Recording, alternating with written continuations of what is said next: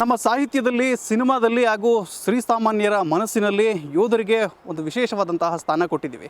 ಅವರನ್ನು ನಾವು ನಮ್ಮ ಗಡಿಕಾಯ ಸೈನಿಕರು, ನಮ್ಮನ್ನೆಲ್ಲ ರಕ್ಷಣೆ ಮಾಡ್ತಾ ಇರೋರು ಅಂಥೇಳಿ ಬಹಳ ಅಭಿಮಾನದಿಂದ ನೋಡ್ತೀವಿ.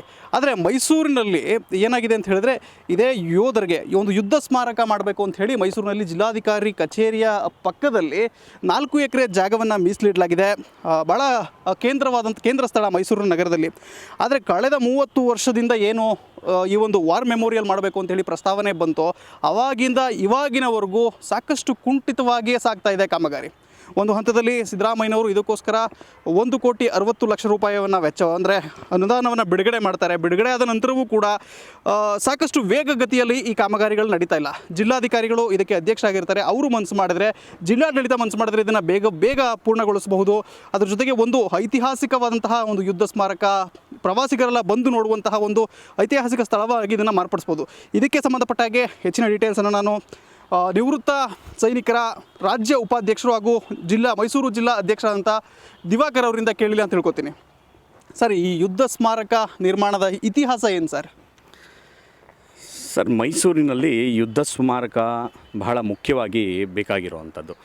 ಏಕೆಂದರೆ ಸಾಂಸ್ಕೃತಿಕ ನಗರಿ ಮತ್ತು ಒಂದು ಹಿಸ್ಟೋರಿಕಲ್ ಪ್ಲೇಸಲ್ಲಿ ನಮ್ಮ ಮೈಸೂರಿನ ಮತ್ತು ಭಾರತ ದೇಶದ ಹೊರಗಡೆನೂ ನಮ್ಮ ಫಾರಿನರ್ಸ್ಗಳು ಸಹ ಮೈಸೂರಲ್ಲಿ ಬಂದು ನೋಡುವಂಥ ಜಾಗಗಳಾಗಿರೋದ್ರಿಂದ, ಸೊ ಇಲ್ಲಿ ನಾವು ನಮ್ಮ ದೇಶ ಪ್ರೇಮ ಮತ್ತು ದೇಶಕ್ಕಾಗಿ ಹೋರಾಡಿರುವಂತಹ ನಮ್ಮ ವೀರ ಸೇನಾನಿಗಳು, ಸೈನಿಕರು ಅವರ ಒಂದು ವೀರ ಮರಣವನ್ನು, ಹುತಾತ್ಮರಾಗಿರುವುದನ್ನು ನಾವು ಇಲ್ಲಿ ನೆನೆಸ್ಕೋಬೋದು. ಮತ್ತು ದೇಶ ಪ್ರೇಮವನ್ನು ಸಾರ್ಬೋದು. ಮತ್ತು ನಮ್ಮ ಯುವ ಪೀಳಿಗೆಗೆ ಒಂದು ದೇಶ ಪ್ರೇಮದ ಅರಿವನ್ನು ನಾವು ಮೂಡಿಸೋದಕ್ಕೆ ಇಲ್ಲಿ ಯುದ್ಧ ಸ್ಮಾರಕ ಭವನ ಬಹಳ ಮುಖ್ಯವಾಗಿ ನಮಗೆ ಮೈಸೂರಿಗೆ ತುಂಬ ಬೇಕಾಗಿರುವಂಥ ಒಂದು. ಈ ನಿಟ್ಟಿನಲ್ಲಿ ಮಾಜಿ ಸೈನಿಕರು, ಹಾಲಿ ಸೈನಿಕರು ಎಲ್ಲರೂ ಸೇರಿ ಇಲ್ಲೊಂದು ಸ್ಮಾರಕ ನಿರ್ಮಾಣ ಮಾಡಬೇಕು ಅಂತ ಸರ್ಕಾರಕ್ಕೆ, ಜಿಲ್ಲಾಡಳಿತಕ್ಕೆ ಪ್ರಸ್ತಾವನೆ ಸಲ್ಲಿಸ್ತೀರಿ. ಕಳೆದ 30 ವರ್ಷಗಳಿಂದನೂ ಕೂಡ ಈ ಒಂದು ಪ್ರೋಸೆಸ್ ಇದ್ದೇ ಇದೆ. ಆದರೂ ಕೂಡ ಇನ್ನೂ ಕಂಪ್ಲೀಟ್ ಆಗದೆ ಇರೋದಕ್ಕೆ ಒಂದು ರೀತಿ ಯೋಧರಿಗೆ, ನಮ್ಮ ಸೈನಿಕರಿಗೆ ನಾವು ಮಾಡೋ ಅವಮಾನ ರೀತಿ ಅಂತ ನಮಗನ್ಸುತ್ತೆ. ನಿಮಗೇನು ಅನಿಸುತ್ತೆ ಸರ್? ಸರಿಗ ಜಿಲ್ಲಾಡಳಿತ ಇದಕ್ಕೆ ಮುಖ್ಯ ಕಾರಣ ಆಗುತ್ತೆ. ಕರ್ನಾಟಕ ಸರ್ಕಾರ ಕಳೆದ 2 ವರ್ಷದಿಂದ ನಮ್ಮ ರೋಹಿಣಿ ಸಿಂಧೂರಿ ಅವರು ನಮ್ಮ ಜಿಲ್ಲಾಧಿಕಾರಿಯಾಗಿ, ಹಾಗೂ ಜೈಮಲಾ ಮೇಡಮ್ ಅವರು ಕನ್ನಡ ಮತ್ತು ಸಂಸ್ಕೃತಿ ಇಲಾಖೆ ಸಚಿವರಾಗಿದ್ದಾಗ ನಮ್ಮ ಈ ಒಂದು ವಾರ್ ಮೆಮೋರಿಯಲ್ಗೆ 1,41,00,000 ಬಿಡುಗಡೆ ಆಗುತ್ತೆ, ಸ್ಯಾಂಕ್ಷನ್ ಆಗುತ್ತೆ. ಅದರಲ್ಲಿ 50 ಲಕ್ಷ ರೂಪಾಯಿ ನಮ್ಮ ವಾರ್ ಮೆಮೋರಿಯಲ್ ಮಾಡೋದಕ್ಕೆ ಅಂದ್ಬಿಟ್ಟು ಸ್ಯಾಂಕ್ಷನ್ ಮಾಡ್ತಾರೆ. ಸೊ ಇದರಲ್ಲಿ ಬಹಳ ಮುಖ್ಯವಾಗಿ ನಮ್ಮ ಬ್ರಿಗೇಡಿಯರ್ ಅಡಪ್ಪ ಅವರು, ಮೇಜರ್ ಜನರಲ್ ಒಂಬತ್ಕೆರೆ ಅವರು, ನಮ್ಮ ಲಾಯರ್ ಸುಬ್ರಹ್ಮಣ್ಯ ಅವರು ಕಾಲವಾಗಿದ್ದಾರೆ. ಸೊ ಅವರ ನೆನಪು ತುಂಬ ಇದಕ್ಕೆ ಬಹಳ ಮುಖ್ಯವಾದಂಥ ಒಂದು ಬುನಾದಿ ಅಂತಲೂ ಹೇಳ್ಬೋದು. ಇವರೆಲ್ಲರ ಮತ್ತು ನಮ್ಮ ಮೈಸೂರಲ್ಲಿ ಆಗ AC ಆಗಿದ್ದಂತಹ ನಮ್ಮ CL ಆನಂದ್ ಅವರ ಪರಿಶ್ರಮ ಬಹಳ ಮುಖ್ಯ. ಏಕೆಂದರೆ ಅವರ ಒಂದು ಪರಿಶ್ರಮದಿಂದ ಈ ಒಂದು ವಾರ್ ಮೆಮೋರಿಯಲ್ ಆಗೋದಕ್ಕೆ ಕಾರಣ ಆಯಿತು. ಮತ್ತು CL ಆನಂದ್ ಅವರು ಮತ್ತು ಅರುಣ್ ಯೋಗಿರಾಜ್ ಅವರು, ಒಂಬತ್ಕೆರೆ ಅವರು, ಬ್ರಿಗೇಡಿಯರ್ ಅಡಪ್ಪ ಅವರು, ಇವರೆಲ್ಲ ಇನ್ನೂ ಒಂದು ಸ್ವಲ್ಪ ಟೀಮ್, ತುಂಬ ಜನ ಇದರಲ್ಲಿ ಬರ್ತಾರೆ. ಇವರೆಲ್ಲ ಫಸ್ಟು ಈ ಒಂದು ಸ್ಟೋನ್ ನೋಡೋದಕ್ಕೆ ಅಂತ ಚಾಮರಾಜನಗರಕ್ಕೆ ಹೋಗ್ತಾರೆ. ಚಾಮರಾಜನಗರದಲ್ಲಿ ಆಗ AC ಆಗಿದ್ದಂತಹ ನಮ್ಮ ಮೈಸೂರಿನ AC ಆಗಿದ್ದರು CL ಆನಂದ್ ಅವರು ಚಾಮರಾಜನಗರಕ್ಕೆ ADC ಆಗಿ ಹೋಗ್ತಾರೆ. ಸೊ ಅಲ್ಲಿ ಅವ್ರಿಗೆ ಈ ಸ್ಟೋನ್ ಇರೋವಂಥ ವಿಷಯ ಗೊತ್ತಾದಾಗ, ಸರ್ಕಾರದಿಂದ ಯಾಕೆ ನಾವು ಇದನ್ನು ಮಾಡಬೇಕು, ನಮ್ಮ ಒಂದು ಪರಿಶ್ರಮದಿಂದನೇ ಮಾಡೋಣ ಅಂತ 3.5 ಕೋಟಿ ವೆಚ್ಚದ ಒಂದು ಈ ಬ್ಲ್ಯಾಕ್ ಸ್ಟೋನ್ಸು ಏನಿದೆ ನಮ್ಮ ವಾರ್ ಮೆಮೋರಿಯಲ್ ಬೇಕಾಗಿರೋವಂಥ ಒಂದು ಇದು ಉಚಿತವಾಗಿ ಅವರು ಪಟೇಲ್ರ ಹತ್ರ ಮಾತಾಡಿ ಅವರ ಕ್ವಾರೆಯಿಂದನೇ 3.5 ಕೋಟಿ ಫ್ರೀಯಾಗಿ ನಮಗೆ ಇದನ್ನು ಡೊನೇಟ್ ಮಾಡಿರ್ತಾರೆ. ಸೊ ಅಲ್ಲಿಂದ ಟ್ರಾನ್ಸ್ಪೋರ್ಟ್ ಕೂಡ ಇಲ್ಲಿಗೆ ಫ್ರೀಯಾಗೇ ಬಂದಿರುತ್ತೆ. ಸೊ ಇದು ಬಹಳ ಮುಖ್ಯವಾಗಿರೋವಂಥದ್ದು. ಏಕೆಂದರೆ ಒಂದು ಸ್ಟೋನ್ನ ನಾವು ಗುರುತಿಸೋದಕ್ಕೆ ಅರುಣ್ ಯೋಗಿರಾಜ್ ಅವರು ಬಹಳ ಮುಖ್ಯ ಕಾರಣರಾದರು. ಅಲ್ಲ ಸರ್, ಅಷ್ಟು ದೊಡ್ಡ ಮಟ್ಟದ ಸ್ಟೋನ್ನ ಯಾರೋ ಭೂಮಾಲೀಕರು ಉಚಿತವಾಗಿ ಕೊಡ್ತಾರೆ, ನಿಮ್ಮೆಲ್ಲರ ಪರಿಶ್ರಮದಿಂದ ಅದು ಫ್ರೀಯಾಗಿಲ್ಲಿ ಬರುತ್ತೆ. ಆದರೆ ಸರ್ಕಾರದಿಂದ ಯಾಕೆ ಆಗಬೇಕಾಗಿರೋ ಕೆಲಸ ಇಷ್ಟು ಬೇಗ ಆಗ್ತಾಯಿಲ್ಲ ಅಂತ? ಸರ್, ಇದಕ್ಕೆ ಒಂದು ಪ್ರೋಟೋಕಾಲ್ ತುಂಬ ಇದೆ. ವಾರ್ ಮೆಮೋರಿಯಲ್ ಮಾಡೋದು ನಾವು ಒಂದು ಅಪಾರ್ಟ್ಮೆಂಟ್ ಕಟ್ಟೋ ರೀತಿ, ಯಾವುದಾದ್ರೂ ಒಂದು ದೊಡ್ಡದು ಬಿಲ್ಡಿಂಗ್ ಕಟ್ಟೋ ರೀತಿ ಮಾಡೋದಕ್ಕಾಗಲ್ಲ. ಮತ್ತು ನಮ್ಮ ಒಂದು ಈ ಭೂಮಿ ಪೂಜೆ ಕಾರ್ಯಕ್ರಮ ದಸರಾ ಹಬ್ಬದ ಥರನೇ ನಾವು ಇಲ್ಲಿ ವಾರ್ ಮೆಮೋರಿಯಲ್ ಮಾಡೋವಂಥ ಈ ಪಾರ್ಕಲ್ಲಿ ನಾವು 4.5 ಎಕರೆನಲ್ಲಿ ಮಾಡಿದ್ವಿ. ಸೊ ಈ ಒಂದು ಎಲ್ಲ ಧರ್ಮಗುರುಗಳು ಮತ್ತು ಪಾದ್ರಿಗಳು, ಸಿಕ್ಕು ಪ್ರತಿಯೊಂದು ಮೈಸೂರು, ಚಾಮರಾಜನಗರ, ಮಂಡ್ಯ ಎಲ್ಲ ಮಾಜಿ ಸೈನಿಕರು ಮತ್ತು ಮಾಜಿ ಸೈನಿಕರ ಪತ್ನಿಯರು, ನಮ್ಮ ವೀರನಾರಿಯರು ಎಲ್ಲರೂ ಸಹ ಇಲ್ಲಿ ಕಮ್ಮಿ ಅಂದ್ರೂ ಒಂದು 200-300 ಜನ ಮಾಜಿ ಸೈನಿಕರಿಂದ ತುಂಬಿತ್ತು. ಮತ್ತು ನಮ್ಮ MLC ಮಂಜೇಗೌಡರು, ಹರೀಶ್ ಗೌಡರು, ಆಮೇಲೆ ಇನ್ನೂ ತುಂಬ ಜನ, ನಾಗೇಂದ್ರ ಅವರು,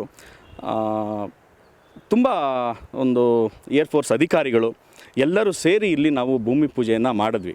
ಮತ್ತು 50 ಲಕ್ಷ ಇದನ್ನು ಕಟ್ಟಡ ರೆಡಿ ಮಾಡೋದಕ್ಕೆ ಬೇಸ್ಮೆಂಟ್ ಇಲ್ಲೇ ಕಾಣ್ತಾ ಇದೆ, ಇದನ್ನು ರೆಡಿ ಮಾಡೋದಕ್ಕೆ 50 ಲಕ್ಷ ರೂಪಾಯಿ ಸ್ಯಾಂಕ್ಷನ್ ಮಾಡಿದ್ದು ಕರ್ನಾಟಕ ಸರ್ಕಾರದಿಂದ. ಸೊ ಕನ್ನಡ ಮತ್ತು ಸಂಸ್ಕೃತಿ ಇಲಾಖೆ ಆಗ ಚೆನ್ನಯ್ಯ ಅವರು ಉಪನಿರ್ದೇಶಕರಾಗಿದ್ದರು. ಈಗ ಸುದರ್ಶನ್ ಅವರು ಉಪನಿರ್ದೇಶಕರಾಗಿ ಅವರು ಇದನ್ನು ಟೇಕ್ ಓವರ್ ಮಾಡಿಕೊಂಡು ಅವರು ಕೆಲಸ ನಿರ್ವಹಿಸ್ತಾ ಇದ್ದಾರೆ. ಮತ್ತು ಇದನ್ನು ಫಸ್ಟು ನಿರ್ಮಿತಿ ಕೇಂದ್ರಕ್ಕೆ ಕೊಡಬೇಕಿತ್ತು ಅಂತ ನಿರ್ಮಿತಿ ಕೇಂದ್ರದಲ್ಲಿ ಮಾಡಿದರು. ಅಲ್ಲಿ ಕೆಲಸಗಳು ಇದರಲ್ಲಿ PWD ಅವರು ತಗೊಂಡ್ಮೇಲೆ ಅಲ್ಲಿ ಕೆಲಸಗಳು ಸರಿಯಾಗಿ ಆಗಲಿಲ್ಲ. ಮತ್ತು ಅದನ್ನು ಟೇಕ್ ಓವರ್ ಮಾಡಿಕೊಂಡ್ರು PWD ಅವರು. PWD ಅವರು ಈಗ ಈ ಕೆಲಸವನ್ನು ಮಾಡ್ತಾಯಿದ್ದಾರೆ. ಜಿಲ್ಲಾಧಿಕಾರಿಗಳು ನಾನು ದಯವಿಟ್ಟು ನಿಮ್ಮ ಒಂದು ವಾಹಿನಿ ಮುಖಾಂತರ ನಾನು ಜಿಲ್ಲಾಧಿಕಾರಿಗಳಿಗೆ ಒಂದು ಮೊದಲನೇದಾಗಿ ಮನವಿ ಮಾಡ್ಕೊಳ್ಳೋದು, ಇನ್ನು ಮಿಕ್ಕಂತಹ ಏನು 1 ಕೋಟಿ ಅಮೌಂಟ್ ಬ್ಯಾಲೆನ್ಸ್ ಇದೆ ಕರ್ನಾಟಕ ಸರ್ಕಾರ ಆಲ್ರೆಡಿ ಅದು ಸ್ಯಾಂಕ್ಷನ್ ಮಾಡಿದೆ. ಜಿಲ್ಲಾಧಿಕಾರಿಗಳು ಮನಸ್ಸು ಮಾಡಿದ್ರೆ ಒಂದಷ್ಟು ವೇಗ ಪಡ್ಕೊಳ್ಳುತ್ತೆ, ನಿರೀಕ್ಷಿತ ಟೈಮಲ್ಲಿ ಇದು ಕಂಪ್ಲೀಟ್ ಆಗುತ್ತೆ ಅಂತನಾ? ಹೌದು, ಜಿಲ್ಲಾಧಿಕಾರಿಗಳಿಗೆ ಇದು ಸಾಂಸ್ಕೃತಿಕ ನಗರಿ ಆಗಿರೋದ್ರಿಂದ ಅವ್ರಿಗೆ ದಸರಾ ಅದರಲ್ಲೂ ಬ್ಯುಸಿ ಆಗ್ತಾರೆ. ಇಲ್ಲಿಗೆ ಅವರು ಸ್ವಲ್ಪ ಟೈಮ್ ಕೊಡೋದು ಕಷ್ಟ ಆಯಿತು ಅಂತ ನನ್ನ ಭಾವನೆ.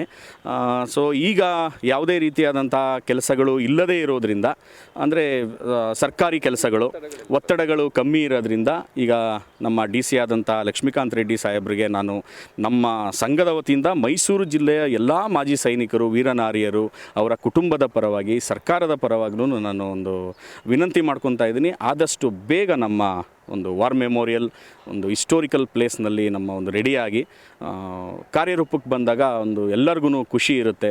ಎಲ್ಲ ಕಾರ್ಯಕ್ರಮಗಳನ್ನು ನಾವು ಇಲ್ಲಿ ಮಾಡ್ಬೋದು. ಮತ್ತು ದೇಶ ಪ್ರೇಮವನ್ನು ಅರಿವು ಮೂಡಿಸೋದಕ್ಕೆ ಇದೊಂದು ಒಳ್ಳೆಯ ಜಾಗ ಅಂತ ನಾನು ಭಾವಿಸ್ತೀನಿ.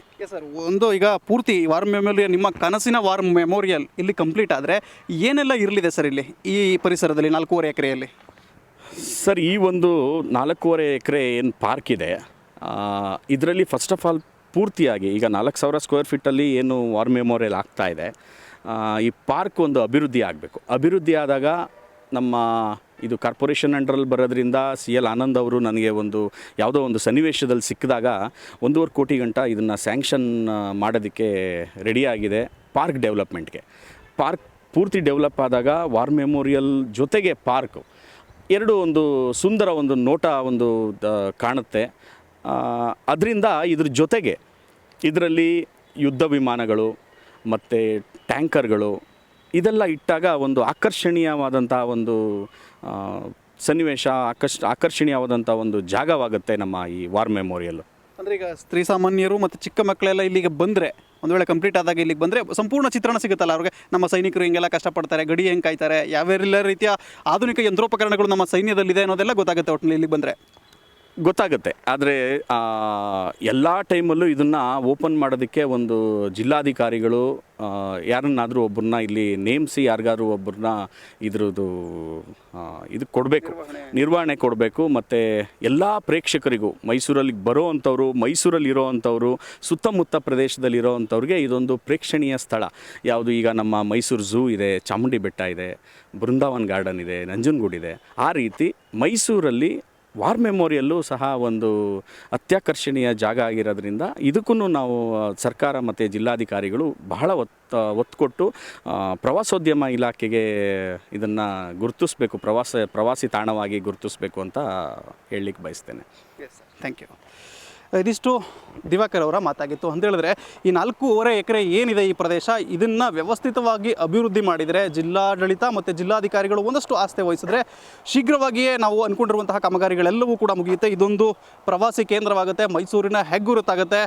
ಸಾಕಷ್ಟು ಪ್ರವಾಸೋದ್ಯಮ ಇಲಾಖೆಯು ಕೂಡ ಇದನ್ನು ಟೇಕ್ ಓವರ್ ಮಾಡಿಕೊಂಡು ಸೂಕ್ತ ರೀತಿಯಲ್ಲಿ ನಿರ್ವಹಣೆ ಮಾಡಿದ್ರೆ ಇದೊಂದು ಐತಿಹಾಸಿಕ ಸ್ಥಳವಾಗುತ್ತೆ ಅನ್ನುವಂತಹ ಮಾತನ್ನು ಹೇಳಿದರು. ಕ್ಯಾಮ್ರಾ ಪರ್ಸನ್ ನಂದೀಶ್ ಜೊತೆ ಕೆಂಡಗಂಡ GB Sargur, Indian TV, Mysuru.